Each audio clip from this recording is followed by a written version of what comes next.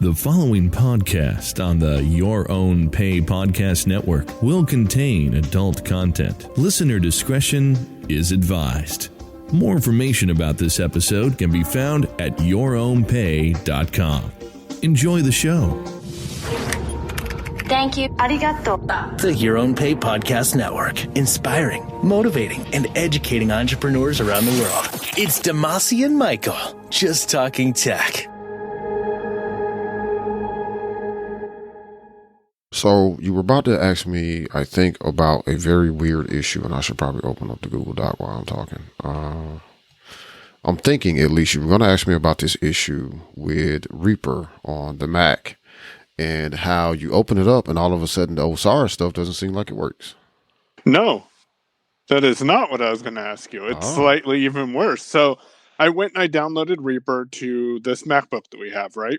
Because I'm like, oh, okay, I'll just throw Reaper on there, put Osara on there, install SWS, and we'll be good to go, right? Well, I installed Reaper version 6.3, whatever, 64-bit, because I was always taught to go 64-bit when I can. And I copied the application over to the applications folder. I pasted it, and then I went and I opened it, and I got the error that said macOS cannot. What does it say? Hold on. Cannot verify that this application is virus free or something. Yeah. I have not seen that. So there is a issue opened on the Osara GitHub repo about the issue people are having in Catalina with getting Osara installed. Now, I don't remember going through any of the things that people are talking about that they're doing. Like, I do know that, like, you get a little error dilly if you try to install. So the way that I go about installing Osara on the Mac, which it looks like I need to do again, is I open up the DMG, I do the simulated right click on the install Osara script file. Yep. And I hit open, and then you get the little pop-up that says, hey, macOS can't verify, blah, blah, blah. But there's the open button. So I hit open, and it pops open terminal, runs the commands it needs to run, and then it stops.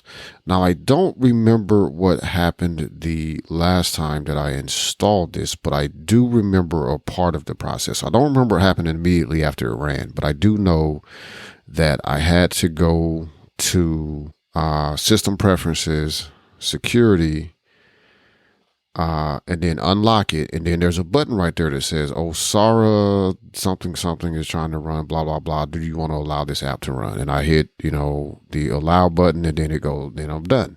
You told me about this, and I think it was Mojave before I had updated to Mojave, and I was trying to figure out why something wasn't working after I updated. And you were like, hey, you got to go to system preferences because there's a thing that's going to pop up.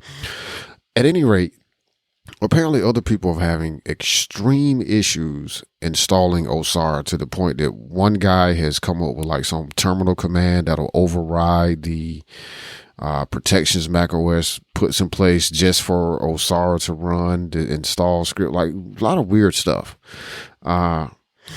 which I don't remember having to go through any of that. Like maybe something is different at this point, but I think I installed Osara or updated version of Osara probably like a month ago. Yeah, it's been within the last month that you've reinstalled Osara. I didn't have any of these issues. I had the basic, to me, it was the basic macOS Catalina weirdness that happens with certain apps and scripts and things that you're trying to install. So my end today is being recorded using voice memos. Oh man, that is going to be horrible. Well, at least you'll get an M4A file, which is supposed to be lossless. I think. Lossless. Yep. It is supposed to be. So we'll see. And then when I opened voice memos today, this totally is not on the Google Doc, but I found like voice memos from 2017 and 2018 back when I was on the iPhone. So I got distracted before our show by going through and listening to some of those. I'm like, oh, I need to pull some of these out of here, which I think are just stored in iCloud, and save them because there's some Nicholas stuff. And I'm trying to get a little bit of audio from every year Nicholas has been alive. I've got 1, 2, 3, 4, 5, and then 10.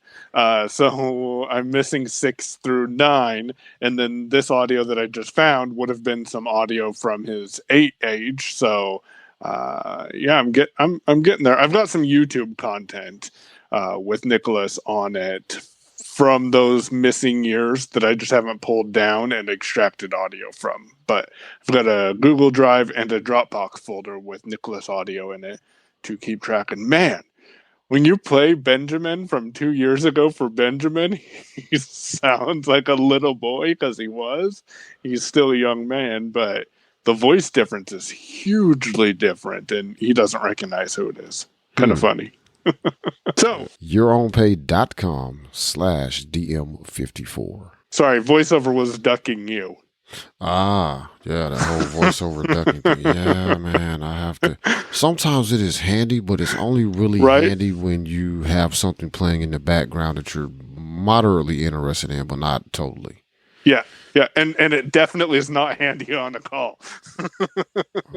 Yeah, because it doesn't just lightly duck the person. It ducks stomps them. on you. Like it's applying 12 dB of compression to it or something. Like don't I sound like I know what I'm talking about?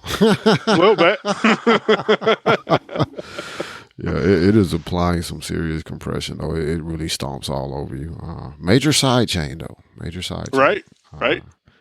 I brought my volume down to 40% though, so I have voiceover way below you, about where voiceover pushes you down to when I have audio ducking enabled. Yeah, I have started. So what I have started to do, because I would oftentimes turn it off when I needed it off, but it's a frustration to turn it off because people are talking and you're trying to hear to get it turned off so it'll stop ducking. And then on the random occasion, I need to turn it back on because I need voiceover to be louder than what's in the background. Like, so I just leave it off, and I just use the on-the-fly controls to adjust voiceover's volume depending on whether or not I need it louder or softer. Right. And for those listening who are Mac users who have no idea what I'm talking about, if you hold down your voiceover key or keys plus command plus shift and use your left and right arrows. That is a lot of keys. This is a double hand. You need both hands to make this keystroke happen. So for me, it's control, option, command shift. And then left and right arrow will take you through some on-the-fly settings you can change. And once one is spoken, up and down arrows will make the necessary adjustments. Yeah. As I was doing it, I tried control, option, command, left and right. And that switches things, but the wrong things. What does that mean? That is cool, though. It switches between your rotors, switches between your words, rotor characters. actions. Yeah, your quick rotor. So whatever that is set to, if you hit VOU in a web page, that is what will pop up. One thing we have in our doc is credit building services and apps. And I want to chat about this with the preface being neither one of us are financial advisors. Do your own due diligence. Yeah. Do your own research. Read the docs. Read the terms of service. Read all that stuff. Be careful. Consult your accountant if you have one. All of those things. We are just going to talk about some things that we have used or come across that help build your credit if your credit is in bad shape, or if you just have no credit, as some people just don't have any credit whatsoever because they've never used it. Or, you made mistakes as a youngster because you didn't care about the credit because it didn't seem like it mattered. And then you got older and you want to do things and everybody's like, oh, so what's your credit rating? And you're like, I have no idea. And then they go and pull it and they're like, oh, and you get that sound and you're like, well, I guess I should leave now. And they're like, yeah, we're going to have the guards escort you to the door. And not only that, but a decent credit score is, as you and I both know, blind individuals have the one strike against them of being blind. And I don't say that in a absolutely negative, but it is when you're trying to get a job. Mm-hmm. And then if you have bad credit and someone pulls your credit, or you're trying to get a house and you have bad credit, like it just doesn't work in your benefit unless you've got decent credit. So, and there are certain jobs where if your credit rating is too low, you're not going to get that job. Usually that's something in the financial field. So working at a bank or other places, oftentimes they will pull your credit report. If your credit report is too low, or if your debt is too significant, they're not going to hire you. Reason being, they look at you as a high risk for potential fraud, simply because you're apparently broke and you don't know how to manage your money. So some guy comes along and says, hey, I'll give you $5,000 if you do blah, blah, blah over there for me. You may be more susceptible to do it, or at least that's your theory. Yeah. That's your theory. I should say that because I don't necessarily believe that. I feel like, man, look, you can have $1 million, and if you can get $10,000 tax free, you're probably going to take it. So an app that everyone has heard of, and I don't know if you're using it, Damashe, but I am regularly on my Android phone, is Credit Karma. Credit Karma. Gives you a good representation of where your credit is. Gives you a couple things to look at that you can focus on to try to improve your credit. And it gives you not the exact score, but a general score somewhere within 20 to 40 points to what your actual score is when some lenders look at your credit scores. The thing you'll learn when you start going down the rabbit hole of credit scores and credit reports is there are several different formulas to calculate what your credit score is.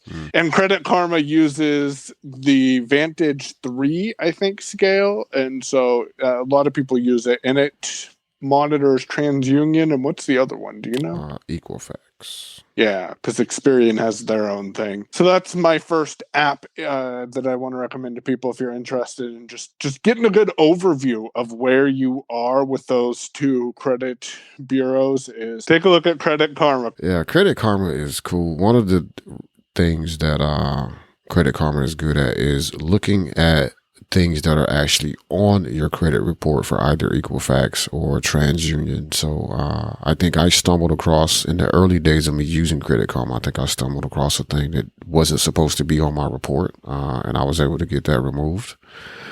So it's good at showing you those things. It shows you any active credit accounts, any delinquent accounts. Oftentimes those delinquent accounts are the things that really pull your score down.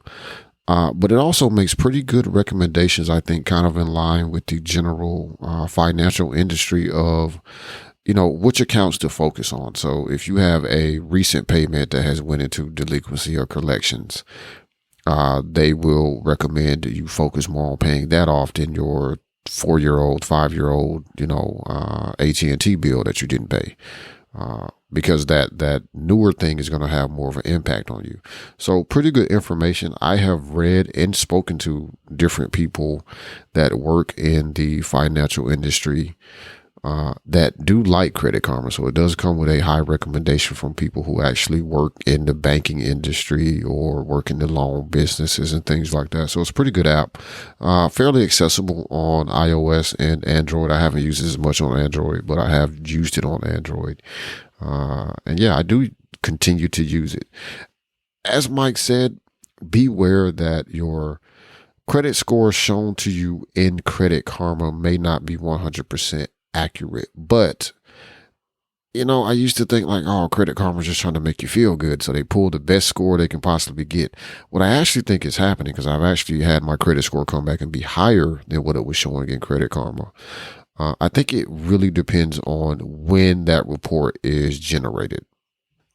So whether or not maybe Credit Karma updates every Monday, but you apply for something on a Thursday, and maybe your credit score has improved because somebody reported, hey, this person paid their thing on time or whatever, things come in. So it is possible for your score to be higher. I used to always think your score was going to be lower than what Credit Karma showed, but I've actually had the experience of going somewhere and they're like, oh, your credit score is this number. I'm like, whoa, that's like 40 points higher than what Credit Karma told me last time I looked. Like, all right. They're like, we will give you this loan. I'm like, actually, I really don't want it. That's okay. I don't like your return rates. I don't like your payment rates. I don't like your percentage you want to take out of this. As a matter of fact, I think I'll keep moving.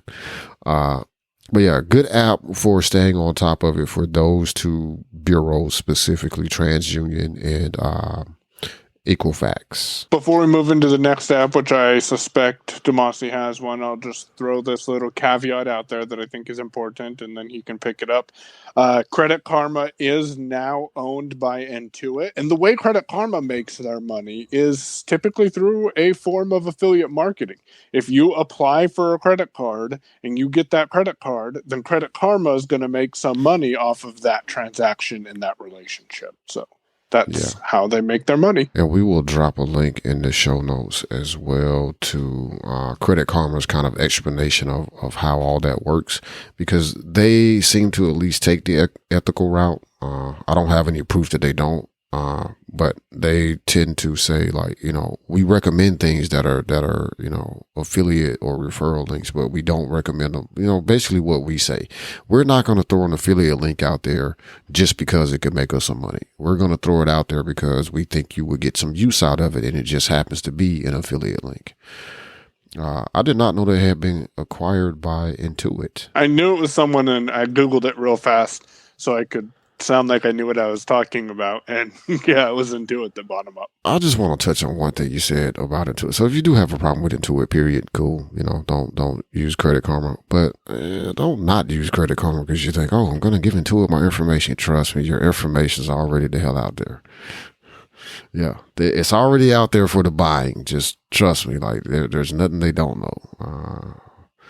So the next app I want to talk about, or service actually, because this service covers several different things, is Experian. They are first and foremost the third of the major credit reporting bureaus in the United States. I don't know what their global international reach is necessarily, but for U.S.-based citizens. Experian is the third of the three major credit reporting bureaus. I will tell you from my experience, at least, they are the most difficult to pull your score up once it goes down. And oftentimes it's because the things that you get access to, a lot of people seem to report to TransUnion or Equifax. Not a ton of people seem to do their reporting to Experian. Or maybe it's just the things that I was picking up. But one service that Experian offers is they do offer Experian Boost, which is a service that Mike told me about. And as happens, Mike told me about this about 6 months ago. And I was like, oh, okay, cool, Mike. And then Mike mentioned it to me again in like end of June, early July. And I was like, oh, okay, I'll go take a look at it, because I had actually gotten a little bit more serious about pulling my score up and moving things around and trying to get up to a grade A rating, or whatever they call it, the highest you can get.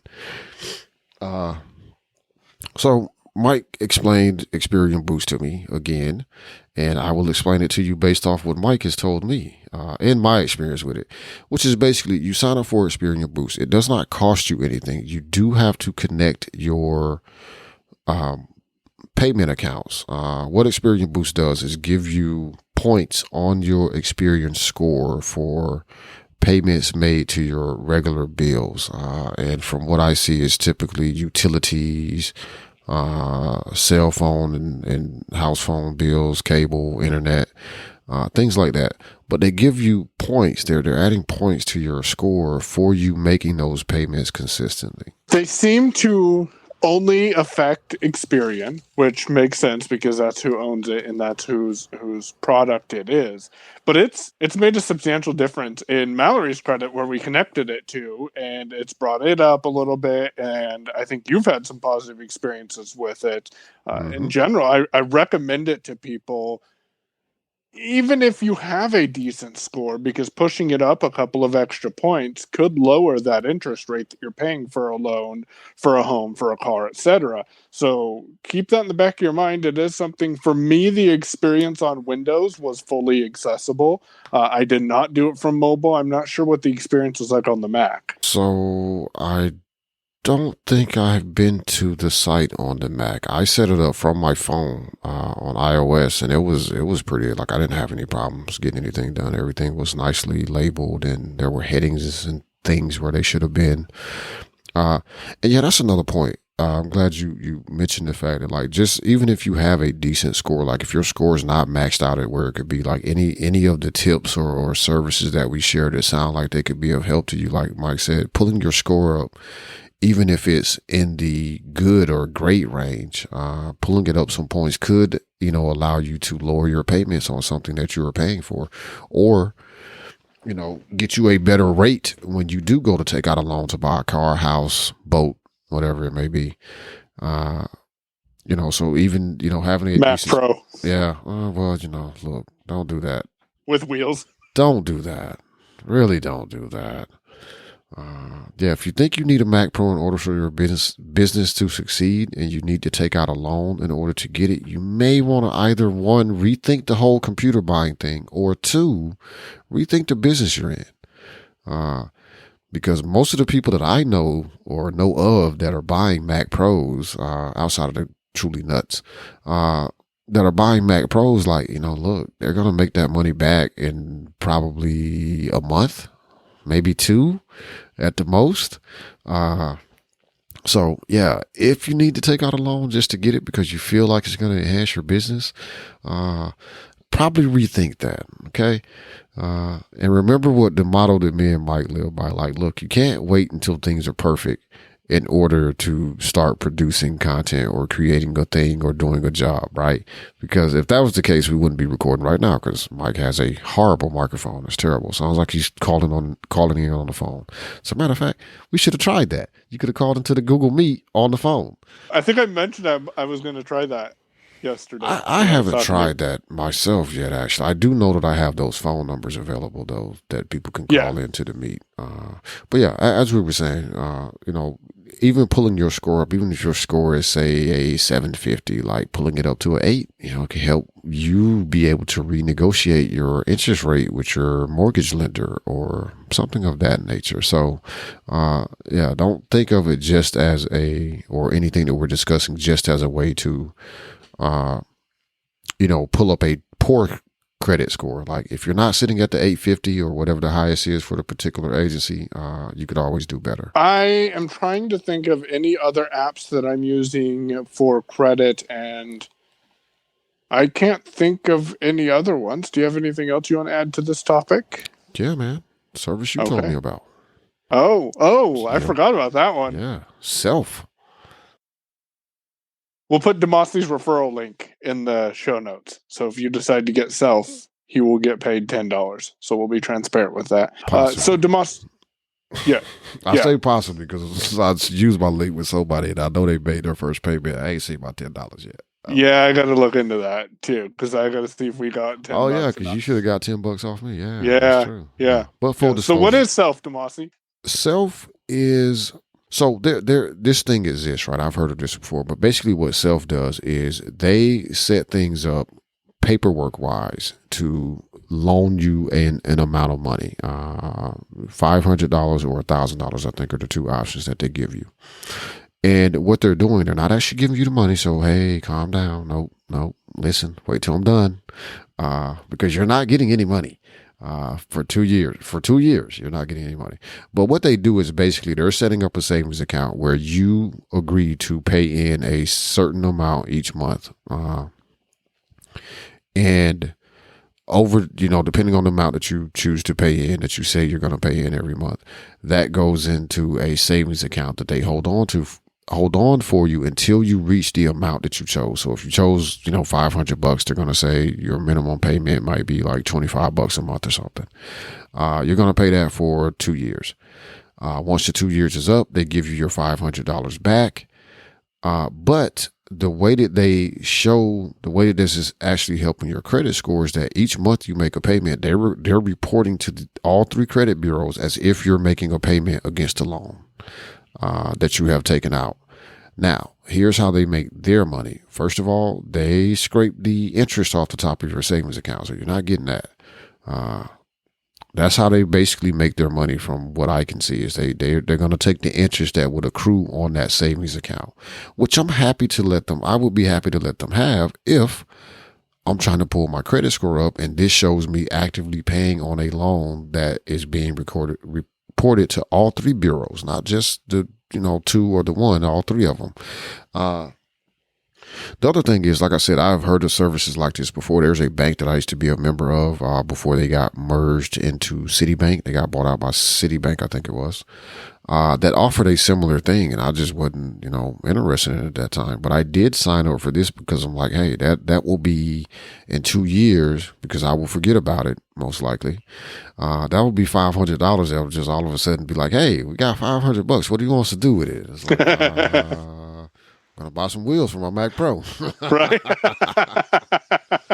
Now, I do want to be fully transparent. Self makes it's $85 or $95 off that $500 that you are paying on, because you are paying them a minimal, I mean, not minimal, but a small amount of interest for the ability to use their services and bring up your credit score. Now, my sister is a genius and was the one who introduced me to this program.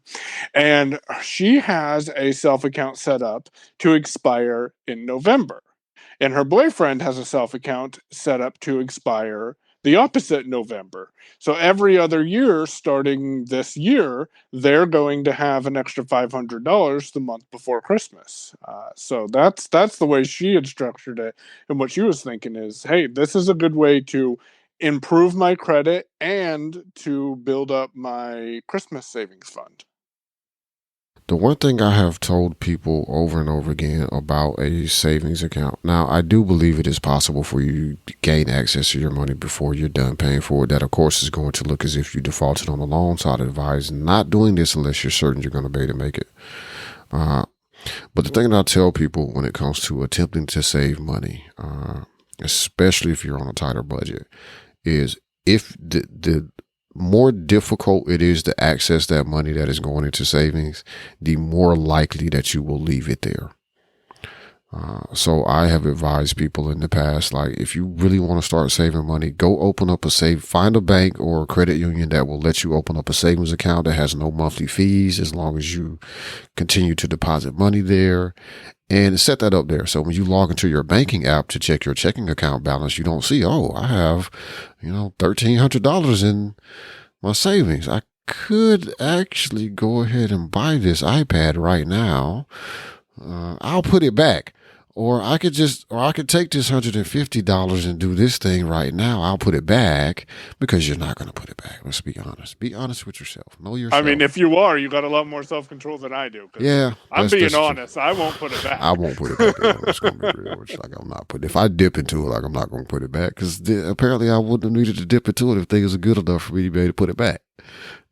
So be aware of who you are in your financial situation. So that's one way to help. And I think Self is a good way to go. And the reason I chose to set up an account with them was because, one, that'll be some money I'll put away. And then once that $500 comes back to me, what I'm actually planning to do with it, is invest it into like a high yield, CD or something like that. And hopefully interest rates are better in 2 years than what they are right now. Yeah, man. But also over the intervening 2 years, like, I'm also helping to build up my credit score in a very small way. So that is nice. That's all I got on the credit side of things. The credit building apps and services. Damashe, robot vacuums.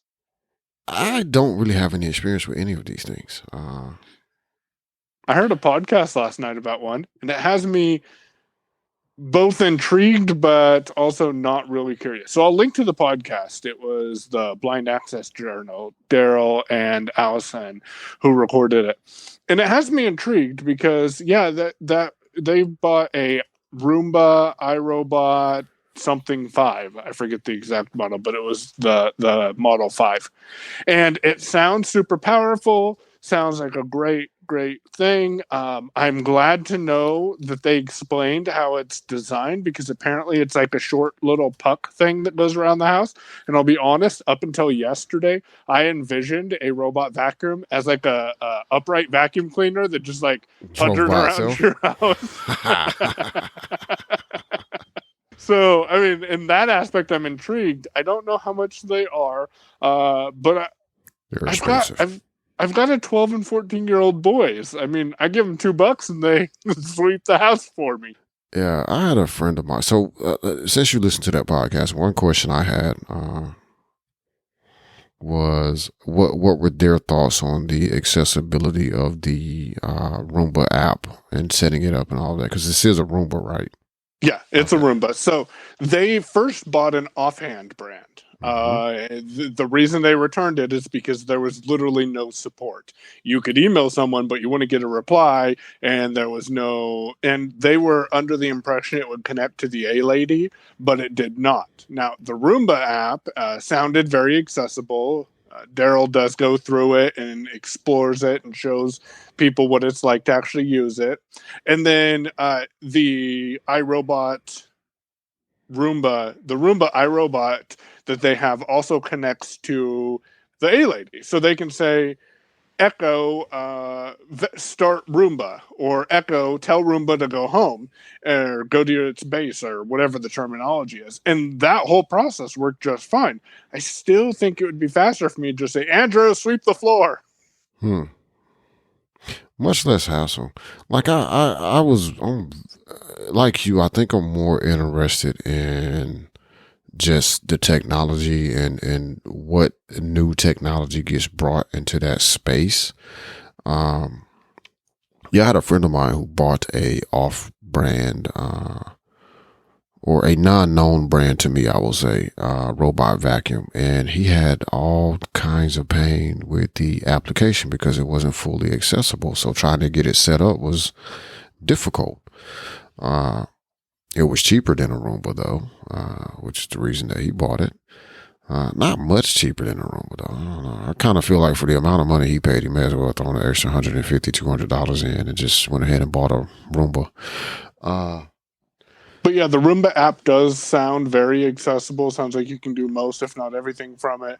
I don't believe the unit they got is one where you can map out specific rooms. That's you can cool. just tell it to vacuum. Anyway. Yeah, that's a little creepy for me. Apparently Roomba was mapping people's houses. I wonder if they stopped doing that. So iRobot, I think, is the company that makes them. Yeah. Apparently they had the Roomba was mapping out people's houses, and then they were capturing that data, but they didn't disclose it. Like, I don't necessarily think the problem is that they were capturing the data about, people's mapped homes, but they didn't disclose that they were going to do such a thing. You're thinking in your mind, oh, this is my Roomba in my house. It has learned my house. It is storing that information on itself so that it can go around my house. Not that iRobot is going to vacuum up my data about the layout of my house, like without telling me about it. Although, in the business that they're in, maybe you should have just assumed that they're going to vacuum up all your data. Yeah, see, I wouldn't have turned that shit on in the first place. So, yeah, because I would have had that assumption, right? Like, that would have been my assumption. What really kind of annoyed me about it, though, is one, yeah, they didn't disclose it, and they should have. Because I feel like anytime, and the other thing that annoys me about it is the same thing that annoys me about a lot of companies where, one, their devices or their product or whatever it is like crazy expensive, right? It's not cheap. It ain't like going to the, Walmart or the Costco or something and buying a vacuum for about $100 that is great, that you just got to push it. No, you're buying something that costs like $700, $800. You're hooking it up to your house, putting it on Wi-Fi, all of these things. And then in order to improve their product, instead of it being an opt-in situation where, hey, would you like to, contribute your usage and experience back to iRobot so that we can improve our future products? No, it's just, we're just going to suck up your shit to make our stuff better, but you're not getting any benefit out of it. You just gave us $800 and we're going to suck crap off you so we can get better. Like, that to me is the slimy part of the whole situation. And it's just like what the internet providers have been doing, which is, you pay us for service. We don't give you any discounts on this internet service. In fact, we charge you way more money than we should have to for this internet service, considering the crappy state of our internet infrastructure. But not only are we going to overcharge you for the crappy internet that you get, the unreliable internet that you have, we're also going to use your browsing habits and sell data about you out the back door on your browsing habits and where you go to advertisers so we can make even more money. And maybe, depending on the company that you get your internet service from, perhaps you can actually go opt out of this thing. Some places did not let you opt out. I do believe the FCC passed a rule that says they have to give you a way to opt out or something like that now. But then again, maybe But not. That doesn't mean they have to make it easy to find. Exactly. Now, my problem with that, again, is not the fact that you're choosing to do this thing. My problem is I'm giving you like $150 a month for internet service, and you're selling data out the back door on me. My internet service ain't great enough for that. Like, I'm not getting any discount. I feel like if you're gonna use me, the customer, as a way to market or to improve your products, then number one, it should be an opt-in, not an opt-out process. Number two, me, the customer, should get some benefit from that. Maybe I get a discount. Here's a good, like, look, people been jumping all over Amazon for a lot of things that they've done wrong, and rightly so. But here's the thing that Amazon did right several years ago, and I think they still continue to do this to this day. The Kindle. You could buy the Kindle with offers, and it was like $40-$50 cheaper than the Kindle without offers. The Kindle with offers just would put up banners like, hey, maybe you should try Amazon Prime. Hey, do you know about Kindle Unlimited? Hey, you should really go sign up for Audible. Like, I don't really know how they work, because when I did buy a Kindle, I bought it without offers, because it's like, I don't want any advertising. But at least they gave me the option, right, to get a version that would allow them to advertise to me. It was cheaper, right? It was not as if I went and spent $200 on a Kindle and they're shoving ads in my face. You made the decision to get the more expensive one, so you didn't have to see ads. Right. Exactly. You know, if you get the cheaper model, then they're going to show you. And from what I heard, like, at the time, I don't know what the state of this is now, because people aren't talking about it anymore, but it wasn't egregious like the ads that they did show you. Like, it wasn't like, oh, you're in the middle of reading this book and it just takes over your entire screen. Like, I never heard about any bad experiences. It's just, hey, they're going to tell you about things that maybe you want to sign up for, like Kindle Unlimited or Audible or Amazon Prime if you're not a Prime customer. But, you know, I get that shit when I log into Amazon. I am a Prime customer. I log into Amazon. Maybe you should try Kindle Unlimited. I'm like, no, I don't want to. I don't want to give you more money every month. I don't want to. I'm trying to figure out how to give you less of my money right now, which is another topic to get into. Subscriptions. Over the past year, 18 months, maybe even, time is so warped right now. I'm sorry. We don't usually acknowledge the pandemic too much, but like, time is so warped, man. Like, I really don't get August is almost over. Yeah, I know. It doesn't. I've been at my new job for a month. I still think I'm in July sometimes. It's like, what the hell is going on? But about 18 months ago, I would say, we started seeing a major push into from a lot of apps, mostly mobile apps, doing subscriptions both on Android and on iOS. And you know, we're used to subscriptions. Basically, I tell people your light bill is a subscription, because it is. Because if you don't pay it, then you don't get lights. That's kind of how that works. It's a recurring monthly metered fee. The only difference is it's not a flat fee in most cases. It's a metered thing, but it's still a subscription. All of these things are subscriptions. And we have, you know, your what has really become to be thought of as like a typical subscription product, you know, software as a service on the web, right? People are used to this and comfortable with this idea of paying Dropbox every month for storage, or paying, you know, Office 365 every month so they have access to Office and all of those things. This push for a lot of companies kind of started for like your Microsofts and your Adobes really started a few years ago when Adobe decided to switch their Creative Cloud over to a subscription model, and people were angry. And some of them continue to be angry to this day. But the push into mobile, personally, I didn't really care about that whole situation because I don't use Adobe products, so whatever. The Office 365 thing, I actually thought was a pretty good deal, and I still think it is a pretty good deal, considering that Microsoft doesn't seem to be lagging on their support and continuing to improve and update their products.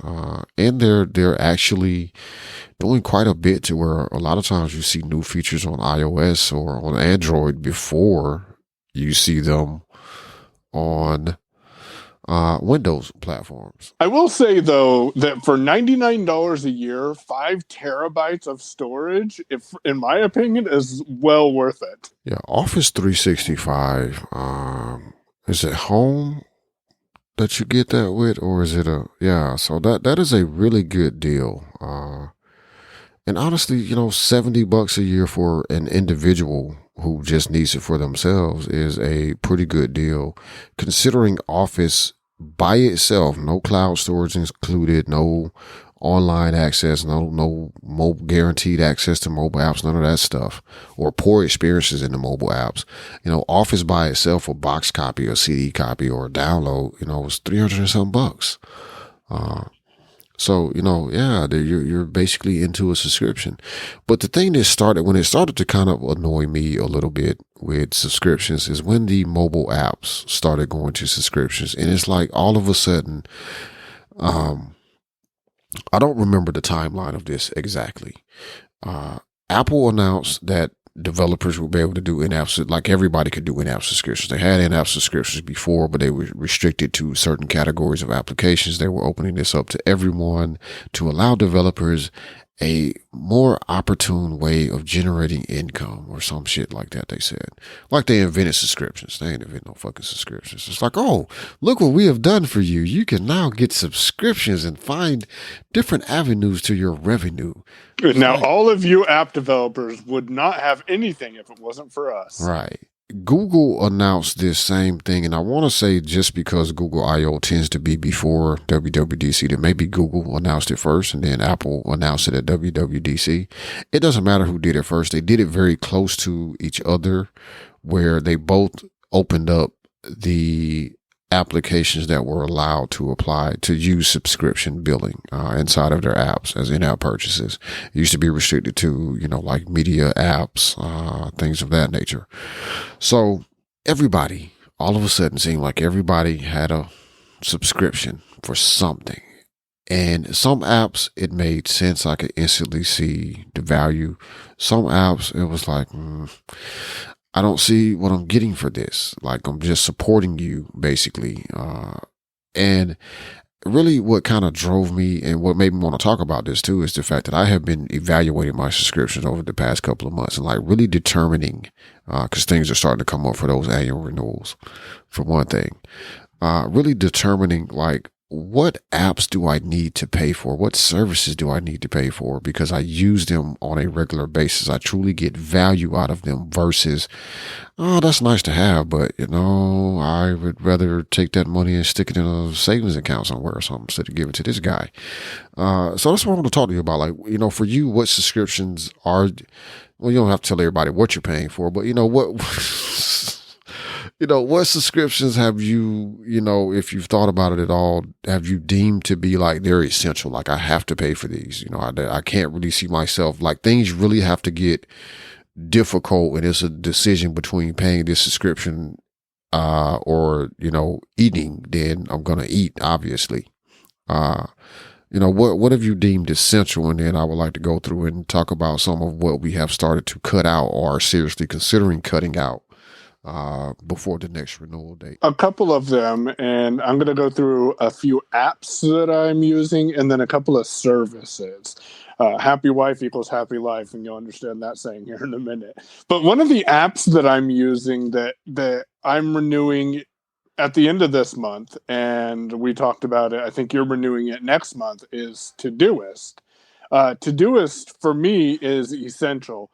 I have lost my streak. The longest time that I had was 84 days. Right now I'm at 7 days because I've missed a couple of days, especially with not working in a physical location. But that's one of the reasons why I need Todoist, is I'm not working in a physical location. So, for example, when we need to get cat food or dog food, I can jump in there and see what's coming up.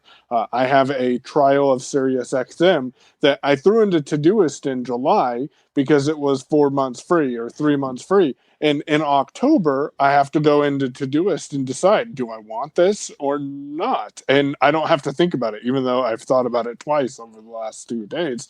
If I get distracted with, life or something, and I don't think about it, as long as I'm checking Todoist every morning, then I don't, it's not something that really has to be on my mind. So the $36 a year that Todoist is, in my opinion, is well worth it. Now, I could pay for it monthly, but I'm not going to, because again, it comes down to less that I have to worry about. 1Password would be the other subscription that I am just paying for, and I will continue paying for it. even though if I don't pay for it, I can still get access to my content. But the convenience that it gives me is well worth the, what is that, $36 a year. So right now we're at $72 a year of services that I really need to use. And if worse comes to worse and I can't afford them, then yeah, I'm gonna cancel them out. But the other ones that I think I would cancel prior to those ones are entertainment. And I mentioned happy wife equals happy life. We're paying for Disney Plus because that's something Mallory wants. It's not something we need, but it's something that she wants to use. Same with Netflix and Hulu. I'm admittedly not using any of those. So I've used Netflix maybe once in the last month, and I think I've logged into Disney Plus once since we've had it since they launched. But it's something that her and the boys really like, so they'll use it. And I'm trying to think of any other subscription that I just have to have, and I can't think of. Well, G Suite. G Suite is the last subscription. It's not necessarily an app, but it's a subscription that I've been paying for regularly since 2015. And I've talked about switching services. I just haven't done it. G Suite, and then the last one is, well, two more. Blueberry, which I'm paying for the podcast, and I'm trying a new service called Pinecast out.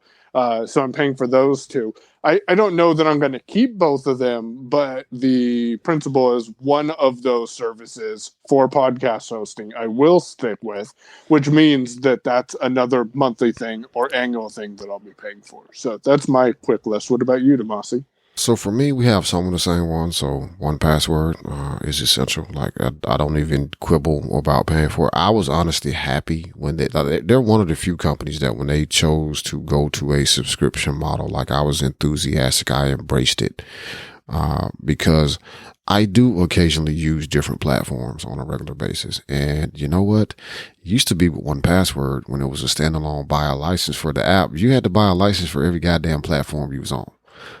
So that means a Mac app, iOS app, a Android app, and a Windows app. And the only way you could get a bundle was for the Windows and Mac app, which would save you some money, if you bought that. So, and of course there was no web access at that time to 1Password. So all of those things coming together to one price, and for me, 1Password families being available like that changed my life. I was happy to pay that subscription. Like you, Todoist, I have been paying Todoist monthly simply because I think I canceled it at one point in time. And I think I picked it back up like early part of this year, probably when we was working on BE 101. Is when I think I signed back up for it, and I was like, well, let's see what happens after that goes away. But you know, I have come to realize two things. Number one, I got to have a task manager. Like there's no ifs, ands, or buts about that. Number two, the potential is there for me to do more with the Todoist. There are some things about it that I don't like, or the ways that OmniFocus does some things I prefer over the way Todoist does them. But what keeps me in Todoist and has kept me from switching back over to OmniFocus is one very simple thing: the potential for automation. I thought you were going to say sharing projects. Yeah, that too. But you know, I kind of forgot about that because, you know, it's really what I look at first and foremost, because I don't do that all that often. And I could probably get away with that on a free Todoist because the other person would probably have a shared project. And how many people am I sharing a project with anyway? That is a major feature, but really it's the potential there for the automation, because they are a web service first, and they have an API. Like I can hook Todoist up to, you know, a ton of different things, you know, whether it's Zapier, IFTTT, you know, using different services to trigger things to happen, or to add a task when this thing happens on the web, or to check off a task when you see this thing happens. Like one thing that is in my Todoist list to work on at some point is like, for me and Mike to actually get a settled, laid out template for podcast publishing, at least for this show. And when that show goes live, like ping IFTTT or Zapier or one or the other, and then that checks off the final task and says, "Hey, show done," and then creates a whole new list of tasks that based off we the have calendar both. appointment. Like that's Yeah. how that is things like I can do some of that automation with OmniFocus, but only on a specific device, either iOS, most likely Mac OS, with scripting, which means I'm relying on a machine to be on and running for some of this stuff to happen. So yeah, like you said, I am going to also switch over to annual billing for Todoist because I know I'm not going to stop using it. I'm actually using it more now, than I was before. And for me, because I paid through the App Store, obviously I have to, it's not obvious to everybody, but because I pay that subscription through the iTunes App Store, I can't just update it right now. Although I guess maybe I could cancel it and then go to the Todoist site and then pay them directly. Maybe that'll help them out a little bit. They ain't got to give Apple 30% of that. Huh? Yeah. So, actually I might do that. Just cancel the subscription in Apple and then pay it directly on the, website. Todoist app. Yeah. For people's edification though, if you choose to pay for the subscription through the App Store, for most web services, it doesn't create a problem. Like I can still go to Android and sign in with my account. So, all of that stuff still works. But thinking about it, I do like to try to throw people like I tend to, and I don't know, I guess it's not as possible, or you're not as used to it on the Mac. On mobile as you are on a desktop platform. Because I tend to go buy apps directly from developers on the Mac as opposed to buying those handful of apps that I could get through the App Store. Just because I'm thinking like, hey, if I buy it from them, I know roughly what they're paying, what's getting cut out of that chunk of money before it goes to them versus going through the App Store and knowing, oh man, they losing 30% of this shit. And it's the same price as it is on the website. I'm just going to buy it on the website. There's also update pricing and all of that, upgrade pricing and all of that. So yeah, another subscription for me, like you, I do pay for Disney Plus. It's more about my kids than it is about Tia, because I don't think she even watches it all that much. But yeah, I do pay for Disney Plus. I'm probably, and the only reason I haven't done it is because I've been waffling back and forth as to whether or not to go back to paying for Hulu. Because I was paying for it and I stopped paying for it because she was like, oh, well, I'm not watching anything on there right now. I was like, okay, well, boop, cancel you. And then Disney Plus came out and they got the bundle with Disney Plus. But my problem with that bundle is, for $12.99, you get Disney Plus, you get Hulu, but you get Hulu, the ad somewhat supported tier. Where you still get shown ads. Yeah, you still get shown ads, but not as many. Well, they don't have a free plan anymore anyway, do they? Or do they? I don't know. Yeah, but you're still getting shown ads, and apparently there's some stuff that you cannot see on that particular level. So that's my problem with the bundle is. But you get ESPN with it too. Yeah, but I'm not watching any of this shit, dude. If it was up to me, I wouldn't pay for none of this TV crap. Like, look, I pay for Apple Music. That's another service I pay for. Speaking of things that I probably now. Ooh, so do we. I didn't even think about it. I don't use Apple Music every freaking day. Tia uses it a lot. Like, she uses the hell out of it. The kids actually use it quite a bit because they go in and play their songs from the cartoons that they like to watch and the movies they like to watch. So that is super cool. I will continue to pay for that, and I will probably kill off a lot more other stuff before I would kill off Apple Music, simply because they get so much enjoyment out of it. And when I'm in the mood for music, like I can just go in and listen to music. I don't have to worry about it. Usually what I'm looking for is there. Occasionally I discover new stuff. To be quite honest, I'm an old man, so I tend to go back and just listen to stuff that I liked before the music got terrible. And you're paying for the family version too, right? Yeah. Yeah. See, we're paying for it too, and it's one of those, I literally didn't even think about it until you said. We've been paying for it pretty much since Apple Music came out. So yeah, and the thing for me is like they were the first ones to do the family plan, and then everybody else came along after. Like, honestly, I'm gonna be honest, I probably would still be a Spotify customer if Spotify had introduced it first, or I might still be a Google Music subscriber if Google Music had introduced it first. Simply because there's no point in me moving. Like, I don't personally care that much about the service, whatever it may be, just so long as it works wherever I want it to work at. And see, I'm using Spotify free, but we're paying for Apple Music because it's built into the phone. So Benjamin can use it and Mallory can use it, the two iPhone users. Andrew's on Android Well, now actually, too. you could use it too. I mean, That's it what I is was on just saying, Android. is Andrew's on Android and I'm on Android, so I could use it too. I did hear that Apple is now doing some new radio stations in Apple Music, so I'm going to check those out too. They're rebranding it from Beats One to Apple Music One or something like that. Yeah. Which is a terrible name, honestly. It's too long, man. How you go from Beats One, which was very simple, to Apple Music One? I would think creating liners for Beats One would be a lot more fun to do than "You're listening to Apple Music One." Yeah. Why not Music One? They couldn't get that. They couldn't make that work like that. I mean, look, we all know Apple's fond of just calling a thing what the thing is anyway, right? I mean, the music app is called music. It's not called, podcast app is called podcast. Nothing fancy here. Is what you get. What you see is what you get. So why not just call it Music One? I don't know.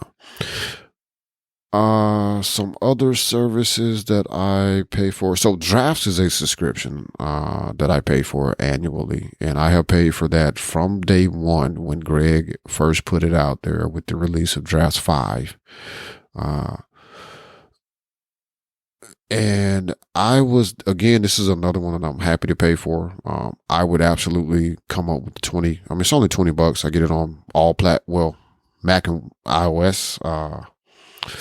And it's a subscription that I'm happy to pay for because I get so much use out of Drafts. Like I actually, and me and several other people, I think, that were doing beta testing for Greg before 5 came out, so still back in the Drafts 4 days, had occasionally mentioned to him, like, dude, you need to put a tip jar in the app or something. Like, I paid for this like 4 years ago, and there's been no major version update, so you ain't got no money. Like, put a tip jar in the app. And I think he did put one in there at one point in Drafts 4. But for me, that's a subscription that I was happy to pay for. And in complete opposite behavior of some people who introduce subscriptions for their apps or their services. Like, so when he introduced Draft's subscription model, it was in Drafts 5. Now, he did skip several version numbers, but we're now at the Drafts 21. And he skipped, up to like maybe version 18 or something. But he releases pretty much like what would be considered a major or a pretty significant minor release about every month with new features. And this is on, Mac, iOS, and Apple Watch. So you're getting it wherever you want to use it. Yeah, except for Android, which is terrible. But, I would pay $40 a year if you would put it on Android, though. I really would. It may sound ridiculous. So, Damashe, what are a couple of apps that you would be okay with canceling that you're paying for? Because for me, the first one that I'm thinking of that I probably will end up canceling, and honestly, I exported my OPML file yesterday, and I'm going to go try something else, is Pocket Cast Pro. Because it's only $1 a month, but it's $1 a month, and I don't know that I'm using all the features. Every once in a while, I will upload an audio file to it. But I believe you can do the same thing with Podcast Addict, and I already own that app. So that's one of the subscriptions I'm thinking about canceling. The other one that I did cancel because I simply wasn't using it was I was subscribed to Google's, what's that service called? So I was subscribed to Google's Play Pass, which gave me access to different apps and games, and I had a discounted rate, but I was getting charged $1.99, and I realized I maybe downloaded one or two apps, and that was because I had my workflow working just fine for me, that I didn't need to download other apps. So that's one that I actually did go in and cancel. The other one that I don't really pay for, and I don't know that I would pay for it when it starts coming up, I would look for deals for it, is Text Expander. It's a great tool. I use it, and I love the automation that it gives me, but I don't use it as much as I did when I was on the Mac, for example. If I was to switch back over to the Mac full time, then yes, I'd have no problem with paying for Text Expander. But it's not as reliable on Windows as it is on the Mac, and so therefore I find myself not using it as much as I would have been on the Mac. So that's my apps. And there's no Android version. So that's interesting because so Text Expander is one that Honestly, I could probably live without it at this point because I'm not as into it as I once was. And like you, my reasons behind that aren't, well, not like you, not because I'm on Windows, but because when this newer version of Texas Expander 6 was first released, and for several months into this release, like there were major accessibility issues that rendered the ability to create new snippets, especially, the more complex snippets, impossible for a voiceover user. So I noticed myself not putting as much stuff into snippets and text expander as I was. And oftentimes what I would find myself having done is opening up a text file, pasting in like this little code or whatever that I need, and saving it in a folder. And then whenever I needed to pull up that snippet or that bit of text to use it again, I would just go open up the file and, change it on the fly to what I needed to paste in at that point in time, select all, copy, paste, and then close it without saving. Right. So, that's one I could potentially let go of. The other ones that I could probably let go of, I'm sort of like you where I'm sort of stuck between a rock and a hard place with G Suite. I have been paying for G Suite for some amount of time. I don't remember exactly how long. And I currently pay for a G Suite business license, mostly because I get unlimited storage. Which erased a subscription for me, which was Dropbox, because I was paying for Dropbox and G Suite, paying for G Suite for the email and paying for Dropbox for the storage. So that helped me get rid of a subscription and saved me a few bucks a month. It didn't save me a ton of money, but it saved me a few bucks a month, making that switch. But there are changes amidst with the way that Google is going to allow you to log into your email account in the future. That is going to create a significant workflow problem for me on iOS. So I'm considering making the switch over to Fastmail for my email. But then what do I do about G Suite in the storage, right? I can't get storage for that price, not unlimited anyway. And I think I have 2.1 terabytes of stuff in Google Drive right now. That's a bit of stuff. That is a bit of stuff. I was trying to think, I'm like, well, man, you could just go get an Office subscription, but then you'd have to split it up between 3 different Office accounts. But it's cheaper than G Suite. I mean, to be honest, I am actually paying for Fastmail right now at the moment anyway, because I have to have an active account in order to be a reseller. Which I need to rethink that whole strategy. I got to actually start making some money off of that at some point. Anyone interested in email services, you can reach out to Damashe. Yeah, I don't know. I got to figure out something I could roll in there to make it more palatable. Or, well, just go find people who want good, solid email service that don't want G Suite or whatever, don't want Office 365, and don't want to have to manage it. Like that's the upsell there. Is he'll manage it all for them. Yeah. But G Suite is one that I would consider possibly giving up. Be a hard decision to make though. So one that I did cancel fairly, probably about 2 months ago, was Carrot Weather. I was subscribing to Carrot Weather on iOS at their highest tier, and I canceled that right at the beginning of June because it was coming to go for its renewal. That for me was an annual subscription that I paid for a couple of years. And the reason I canceled is not so much that I wasn't getting use out of Carrot Weather, although it did seem a little, $25 a year isn't a terrible price. And I do understand why Carrot costs money because these guys paying for weather data access. So I get that. But the only thing I really was using it for was like the notifications and the little glanceable information on the watch face, which was fine. Like, again, I didn't really necessarily have a problem paying for it. I canceled it because Apple, those guys, they bought Dark Sky. And I was like, maybe they're going to do something interesting with Dark Sky in iOS 14. I'm going to cancel Carrot so that I'm not stuck and start using Dark Sky because I want to see, because I used to be a Dark Sky user years ago when it was brand new and it was super accurate for rain and all of that stuff. And then it started getting flaky. So I said, well, let me go back to try Dark Sky. Tia's been using Dark Sky forever. Like she never even went to Carrot Weather. And I was like, well, we'll see how it works. If I don't like it, I can always go back to Carrot, and maybe Carrot's developer or Apple will announce something at this year's WWDC that will allow him to do a family subscription inside of the App Store, so I don't have to pay $50 for 2 people to use a freaking service. That she's not even using. Yeah, because she's not using it because she's never tried out the free app. So yeah, there's that. Well, not the free app, but the app that she has access to through my family account on iTunes or whatever. iCloud Families is what it's called. But yeah, Dark Sky is okay. It doesn't seem to give me notifications as frequently and as accurately as Carrot Weather was. I went and took a peek at Carrot Weather subscription the other night, and I was like, oh Jesus, went up to $29 a year.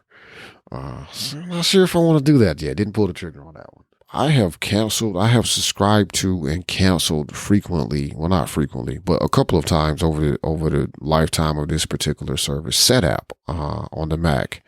I have subscribed to it, kept it for a few months, and then canceled it. Mostly because what I was doing is like there were a handful of apps I wanted. And once I acquired those apps, mostly through like a bundle somewhere or something like that, it's like, oh, well, I don't need to keep paying for this random app that I don't really use. I only use it because it's there, but I don't have to have it. Like the apps I really wanted, I bought them. It is a good way for someone to test out several different Mac apps, though, for sure, and see if they work into your workflow, and then reach out to the developer on their own website like you have and pick those apps up directly, and that could save you the $10 a month that SetApp is. So here's something I've discovered about SetApp. And I got this from a developer that's on SetApp, Brett Terpstra, actually, who makes the Marked app, Mark 2, which is on SetApp. Brett says that if you are using an app inside of SetApp, he's like, even if you own it, because some people, like, they own this app, but they don't own that app, right? So they're using SetApp and they're using the app that they don't own inside of SetApp, but the app that they did buy a license for, they're using that version of it. He's like, look, if you're in that situation, using the SetApp version means that the developer of that app still gets, a portion of, still gets paid from SetApp every month for your usage. And that's the key to set. And apparently a lot of people are doing okay. Like maybe it's not going to make the bank for everybody, right? A lot of developers seem to be at least benefiting from that recurring income through SetApp. So the thing that he kind of highlighted for me is like, well, if there's a app in SetApp that I really want to use, or handful of apps that justify me spending $10 a month, at least I can kind of smooth that with myself a little bit, because the apps that I already own, well, if I start using the SetApp version, then I'm also continuing to help that developer out, because like Mark 2, for example, I bought Mark 2 like, I don't know, man, like 5 years ago. But yeah, SetApp is a good way to try out apps. If you find yourself, I think for a lot of people, if you find yourself with like 10 apps, 5 apps in there that you use a ton, maybe it's cheaper for you to continue to pay for SetApp until you run across a bundle. Keep an eye on my Twitter or Mike's Twitter or somebody's, one of our Twitters. Cause I do tend to at least tweet out a link whenever there's like a major Mac app bundle or some type of bundle I think people, like anybody, could benefit from. Don't always share all of them, but the ones I think that are really good. But yeah, that SetApp, I've done a lot with that in and out, with that app. I've been kind of like that with Netflix. Although I'm not going to mention any names. I haven't paid for Netflix for a couple of years now because people keep letting me use their Netflix. And because I don't really watch a lot of Netflix, like I don't find myself actually using their net. Like I'll set it up on the Apple TV and then, the kids or Tia can watch, Netflix, but I don't even watch Netflix. So I stopped paying for it for that reason. I stopped paying for Audible earlier this year, maybe late last year. There's a subscription I didn't think about. Yeah. The Amazon subscriptions I have. So let's see. Oh, there's Amazon Prime. See, we pay for that annually. I didn't even think about it, but that number seems to go up every year. Every couple of years, yeah. So I'm not paying for it annual anymore. But here's a tip for anybody out here that this may help. And I was able to actually take advantage of this myself.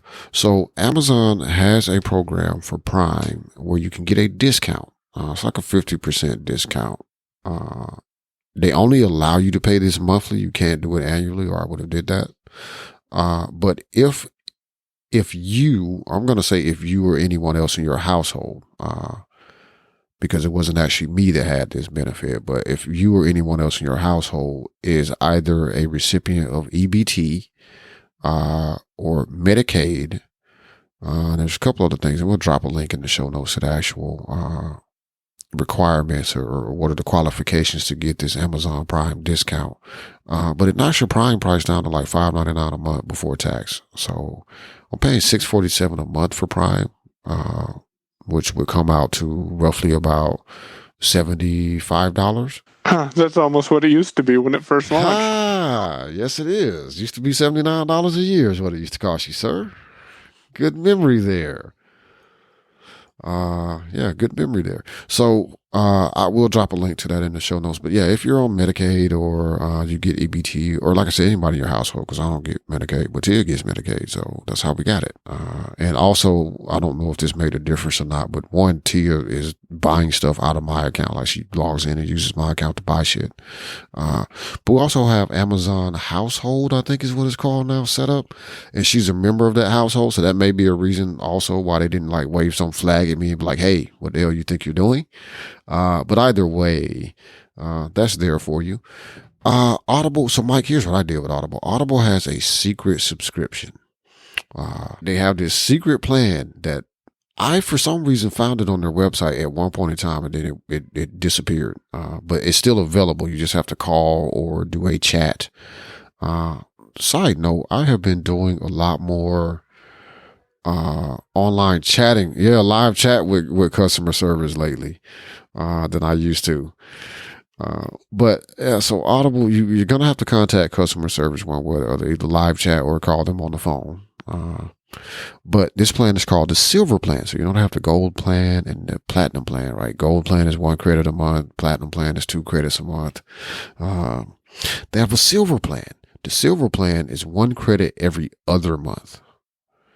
So you pay for a credit. Let's say you start this plan in September. So you will pay the regular flat price, $15 for a credit in September. October, no bill, no credit. November, you get a credit. You pay for the credit. December, no credit. So you I like that. So what that allowed me to do was to keep my Audible membership going. Because I do actually, I listen to more audiobooks than a little bit. Plus also I tend to use my account because Tia actually, and what I actually did in my house because, I'm difficult is why, because honestly, it would have been a hell of a lot cheaper to just do the Platinum Plan every month. But because I'm difficult and I get tired of seeing recommendations for crap because Tia listens to, I'm not going to call it weird shit. It's not really that weird. It's just stuff I don't listen to. She went back to using her own Audible account that she had before we met. So what I did is put both of us on the Silver Plan and we just alternate monthly. I'm paying for both of these, but we just alternate monthly. So August I get a credit, September she gets a credit, October I get a credit, November she gets a credit. Not recommending anybody else do that. But that's the thing you could do if you don't want to get recommendations for weird romance books because you ain't into that shit. But the other reason I really want to keep my Audible account active is because, I also use it to buy books, for the kids, because I tend to play them like an Audible book as they're going to bed at night, things like that. So I like to try to keep their series up to date and try to find new things for them to listen to. Also, here's the bonus for you if you, are a Silver Plan subscriber. You don't get a credit every month. You get a credit every other month, but you still have a active subscription. So every month you are eligible to get the free Audible downloads from the Audible originals. I was just going to ask if you got those every month or every other month. Yes, you do. That is nice. Right there. It's worth it right there. Yeah. So see, there's the bonus, which is why it's worth it for me. And it also means that when they come up with the random 2-for-1 sales on credit, two books for 1 credit sales, I usually have a credit laying around around, and I usually manage to pick up something, oftentimes. So you're still eligible, but you're not spending the money every month. You don't have to be weird like me and pay for 2 different memberships, but whatever. Few other subscriptions. Audible is awesome. The reason here's a pro tip for those of you who are not aware, because I surprisingly run across people who don't know about this. Not a subscription service. It's actually free for you and for me. The National Library Service. Your local library should be able to get you hooked up with them if you're not already a patron of the National Library Service. Bard, I have been a National Library Service user from the time that I was a small child, probably like Lincoln's age. My son is 3. You and me both. I would go back. Mike probably doesn't go back this far because he's a little bit younger than me, but I go back to the days when they used to give you a record player and they sent your books on these little flimsy, plasticky records that you put on there. Nope. I go back to the 4-track tapes, which and then subsequently after that came the 4-track tape players, with this big, huge, giant tape player with all these knobs and switches and buttons and shit. And the big square cases that came in the mail that you knew exactly what they were. Man. Put your hand wasn't in. it exciting when you reached in the mailbox and you felt it was really exciting when you reached in and you felt not only one plastic container, but you felt the rubber band. You was like, this is going to be a good book or a lot of books. Yeah. Or you got the little super thick one, like the super thick case, because the book was on like 7 tapes. It's like, oh, this is going to be epic. This is going to be a drama here. It is, yeah, man. Man, some of those books I read when I was a lot younger, I go back and I reread now, and I'm like, man, I don't remember this book being that good, but it's because I didn't understand it. Yeah, I haven't done that. I haven't been doing that. So I told T, I said, one thing I want to do is try to contact the library in Georgia and find out, is there a way for you guys to go pull my history for me? Because there's a lot of stuff I read when I was a kid that I enjoyed the story overall, but I think if I read it again now as an adult, like I would really get more of an appreciation of it than I did as a kid. I read a lot of stuff when I was a kid. Like I read Phantom of the Opera, I think before I was even in elementary school, which is super weird for a kid. I read Stephen King's It in probably 3rd grade, and it was just because it was one of the books that was on my list. Books they said. Yep. I never understood how those lists work. It's like, you know how old I am. Like I thought about this as I got older. Like as a kid, you don't know that like, oh, this book is not, for you. But you get older, you're like, why the fuck was they sending a 5-year-old the Phantom of the Opera? Oh, good times. Yeah. Now you can just go to bard.loc.gov and download whatever books you want, which is nice because you can get your books instantly. But the disadvantage to it is at least when I was younger, I didn't have to think about what books I wanted. They would just send me some books and say, oh, do you like this? If you like this, let us know and we'll send you more by that author. Now I actually have to go through and actually decide on what I want to take the time to download. Whereas when I got it in the mail, I would put it in and try it out because I already had it. It wasn't something that I needed to make an effort to read. That is an extremely good point. And I've been thinking about that too as I try to find, more things to read or different things to read. It's like, man, it was simpler, or if not simpler, like you were more apt to try a book just because it came in the mail. It's like, well, it's here now. So like, I can flip the card over and send it right back, but I may as well check it out because I can't send it back to tomorrow at the earliest. And then you would end up like, oh man, this is good. It's like, wouldn't have read this before. That's how I got reading Stuart Wood's books with his Stone Barrington character. Is they sent me, and this was the messed up part. They sent me the 8th book in the series just randomly, and I'm like, okay, well, I need to start from the beginning. But then again, I didn't want to wait until tomorrow to send it in the mail, and then wait for 4 days for them to send me the first book in the series. So I started reading it then, and I'm like, oh, maybe I should go back and start reading more of this guy's books. Yeah, that would happen too. They would send you a book in the middle of the series. You're like, wait, how did we get here though? I don't understand. Wait, what? I need the first book. Wait a minute, we got to go back. And see, I never received any of those books in the mail with Stone Barrington, but I have seen that character mentioned in books on the Bard website, but I've never downloaded one because I'm like, I don't know about that guy. Whatever. Go find somebody I know something about. So yeah, there's something free for you guys if you don't know. Yeah, get the Bard, and Bard Mobile is on iOS and on Android, and it's accessible, obviously, on both. Yeah. And they also, for those of you who may listen, or if you know somebody else that could benefit from this, that is not a smartphone user or is not super smartphone savvy, or they just have bandwidth constrictions where they can't be downloading, 100 megabyte books at a time. Bard still offers a digital player, much improved over the 4-track tape player that me and Mike started out or are familiar with. The digital player, you get a cartridge with your book on it, and you just stick it in and hit play. And interestingly enough, the mobile app's layout is very similar to that of the actual digital player.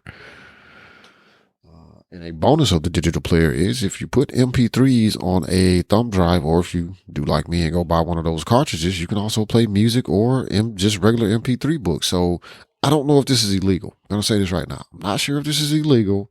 So I may or may not have done this thing.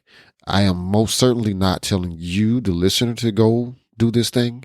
But I went and checked out. Well, I didn't check out, but I possibly may have checked out some books from the public library long time ago, very long time ago. Statute of limitation must be up at this point. Anyway, if I had have done it, books on CD, and then I ripped them into Windows Media Player. See how long ago this was, guys? Windows Media Player. Nobody uses that anymore. So this is what you could have done. You could have ripped them into Windows Media Player. And then now you got the MP3s on your hard drive, and then you copy them over to a flash drive and stick it into your digital book player, or buy a cartridge and sync them onto the cartridge and put them in there. And then now you can play those books on the digital player, because maybe it's a book that the talking book library doesn't have, but the public library had on CD. If that were a legal thing, I probably did it. If it is illegal as all hell, well, I never did it. I'm certain that the statute of limitations will be up, because this was XP. Yeah. And 2, I didn't do that shit anyway. I bought the cartridge to put music on so I could play music at our meetings, is what I did. That you did obtain legally. Moving on to whatever you was about to say, Mike. So, Damashe, that's all I really have today. Well, I was going to ask you, when did you get Windows Media Player to rip MP3s? Because I always got files out of it that were WMA files. So in the days of me, so I think it's because they were already, you know what, Mike? I don't remember, honestly. I literally don't remember, because you know what? I do remember running into that problem when I ripped CDs, and I did legally own the music CD and ripped them. Right. And would get WMA files. I can't remember. I think it was some sort of extension, or there may have been a command or there's something you had to do in order to do that. To get it switched over. Man, those were the days. Ripping CDs, burning CDs. Like, someone asked me at the radio station a couple of months ago, well, a few months ago, back in December, can you burn this onto CD? And I'm like, yeah, I can do it. And then I'm like, how do you burn CD? I don't even remember now. You need to buy an external USB CD burner. No, the computer had a built-in CD burner. And Barry's like, just burn it in Windows Media Player. I'm like, what? Oh, yeah, man, of course. There's Windows Media Yeah, because you can set up a playlist in Media Player and then right-click on that playlist and hit burn to disk. It burns it in the order that you added the tracks to the playlist. You know what is super weird? That you still can right-click on certain things in Mac OS and it has burn to disk as an option. And I'm like, Mac, you ain't had a fucking DVD player or a CD drive in like, I don't know, 10 years. What the hell are you talking about?